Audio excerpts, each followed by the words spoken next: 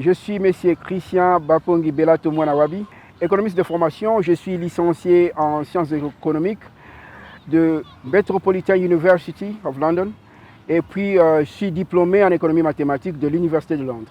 Alors, le PIB pour un pays, c'est-à-dire que c'est la production, tout ce que vous produisez sur le plan agricole, minéral, services, biens, tout que vous produisez, loyer, tous ensemble, ce que l'économie d'une nation produise. En un mot, c'est ça qu'on appelle produit intérieur brut. C'est ça la force. L'objectif de PIB, c'est ça d'ailleurs qui détermine la fortune d'un pays. Un pays qui a un PIB très élevé, ce pays est riche. Et un pays qui a un PIB faible, c'est un pays pauvre. D'ailleurs, quand on parle du budget, la plupart des gens pensent que le budget, c'est de l'argent qu'invente le gouvernement. Non. Le budget, en quelque sorte, c'est le pourcentage des taxes du PIB. C'est-à-dire les taxes que le gouvernement impose sur le produit intérieur brut et permet au gouvernement de recevoir ses revenus. Avec ce revenu, le gouvernement prépare son budget. Vous voyez, sans PIB, il n'y a pas de budget. Mais en outre, il peut y avoir des budgets sans PIB. Ça veut dire quoi?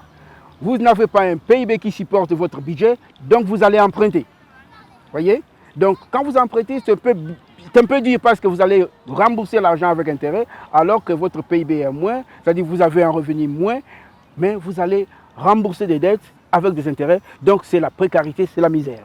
D'où le PIB est très important. Disons au Congo, le PIB, c'est-à-dire que pour accroître votre PIB, il faut augmenter la production dont vous êtes capable. Au Congo, par exemple, moi je dirais, si je pouvais conseiller les politiciens ou ceux qui dirigent ou ceux qui gèrent le pays, d'abord il faut avoir une politique forte de la production de l'énergie. L'énergie, ça veut dire du courant, de l'eau, du transport, tout ça parce que c'est avec cette énergie qui favorise la production. La production des biens, quand on dit bien, on peut parler de minerais, on peut parler de production des biens agricoles, c'est-à-dire des aliments et tout consort. On peut parler aussi de la production des services, c'est-à-dire que le service téléphonique, le service bancaire, d'autres services de transport, tout ça dépend toujours de l'énergie. Donc pour augmenter le PIB, nous devons commencer par sa source. Le cas du Congo, c'est l'énergie. Nous sommes pauvres en énergie. C'est difficile d'accroître le PIB si nous négligeons le côté énergie. Je vais être modeste. Le cas du Congo, par exemple, j'ai des compagnies que je vais envisager pour accroître un peu le changement du PIB. Je vois la SNEL qui produit de l'énergie électrique. Je vois la Régie des eaux qui produit de l'eau. Alors je trouve un peu, excusez-moi les termes, bizarre qu'à un certain moment, qu'il n'y a pas assez de courant électrique au Congo. Je trouve un peu bizarre qu'il n'y a pas assez d'eau au Congo. Pour créer une entreprise, on a besoin de ces éléments primaires qui permettra la production et l'utilisation de l'eau.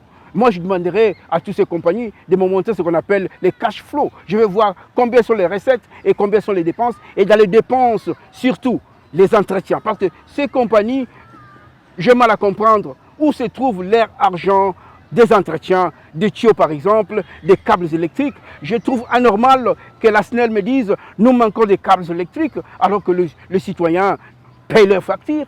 Quand vous gérez, il y a une portion d'ailleurs dans le plan comptable congolais, je peux le mentionner, il y a quelque part qu'on dit il faut réserver après le résultat la provision pour dépréciation des équipements d'exploitation. Dans l'équipement d'exploitation, je vois tous les matériaux qu'on peut réutiliser comme les câbles électriques, comme les tuyaux de la Régie des eaux. Donc, il n'y a pas d'excuse que la Régie des eaux, que la SNEL me disent, ils n'ont pas assez de câbles, ils n'ont pas assez de tuyaux. Moi, je n'accepterai pas si j'étais dans les positions de contrôler ou visiter avec le parlementaire ces compagnies. Vraiment, ils doivent me répondre sur les cash flows. Donc, ce sont des moteurs du développement du Congo qui permettra aussi à croître quelque part le PIB. Parce que toutes les compagnies minières ont besoin de l'électricité, de grandes capacités, mais aussi de l'eau. Toutes les industries métallurgiques ou la boulangerie ont besoin d'eau. Donc, vous voyez, toutes ces industries, quand ils produisent plus, ils emploient de jeunes, donc la création d'emplois, Et à partir de ces deux exemples, ça vous donne une idée comment on peut accroître la production. Mais très souvent, les gens disent que l'économie, il y a croissance macroéconomique, ça ils utilisent des termes d'une manière erronée. Quand on dit croissance, ça doit être croisé. Quand le prix de minerais augmente par l'inflation sur la bourse, cela n'est pas une croissance économique. Ça, c'est une augmentation de l'inflation ou soit de la hausse des prix. Donc, ce n'est pas une croissance. Parce que c'est une augmentation nominale, parce que le prix a changé ou le prix a augmenté. Mais ce n'est pas une croissance réelle, c'est-à-dire que la quantité de production n'a pas augmenté. C'est pour cela que vous pouvez avoir des augmentations de cash sur le minerai, mais il n'y a pas augmentation d'emploi. Il n'y a pas création d'emploi. Les jeunes sur le marché d'emploi ne se sentent pas demandés pour travailler. Donc, pour augmenter le PIB, nous insistons sur la production réelle de biens et de services. Cette production va encourager la création d'emplois. Et dans un pays comme le nôtre, où l'emploi, le chômage est au moins à 87%, c'est terrible. C'est un cauchemar pour moi, étant économiste, comment on peut développer un pays avec 87% ou plus de chômage. C'est vraiment des mains qui traînent inutilement au lieu que d'exploiter ces mains pour produire et vraiment développer ces pays. Les potentiels sont là. Peut-être ce sont des méthodologies qui nous manquent ou peut-être des orientations d'une façon consultante des conseillers économiques et consorts. Donc voilà un peu en bref l'importance du PIB. Les Congolais doivent savoir, tant que nous n'augmenterons jamais notre PIB, nous n'avons pas espéré d'avoir une augmentation du budget. Parce que le budget n'est qu'un pourcentage chargé, taxé du PIB. Donc, le gouvernement doit faire un effort pour créer d'emplois afin que nous produisions réellement le bien et les services. Car la plupart du temps, pour le moment, notre consommation est orientée vers l'extérieur. Nous consommons plus le produit de l'extérieur que nous produisons moins à l'intérieur du pays.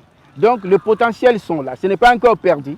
C'est question d'orienter notre économie sur la concentration de la production réelle. Quand je dis production réelle, c'est-à-dire on produit des matières, des produits physiques, des produits finis ou bien des produits semi-finis, c'est-à-dire la production soit minérale, agricole, voire même des services, et non des spéculations. Parce qu'à ce moment ici, nous ne vivons que des commissions des entreprises minières qui appartiennent presque totalement aux étrangers, quelque chose que je ne suis vraiment pas d'accord. Quand vous prenez le poumon de votre économie, vous dédiez ça, vous laissez ça sous contrôle des étrangers, et vous, les propriétaires, vous ne devenez qu'un commissionnaire. Vraiment, le développement n'est qu'un rêve peut-être irréalisable.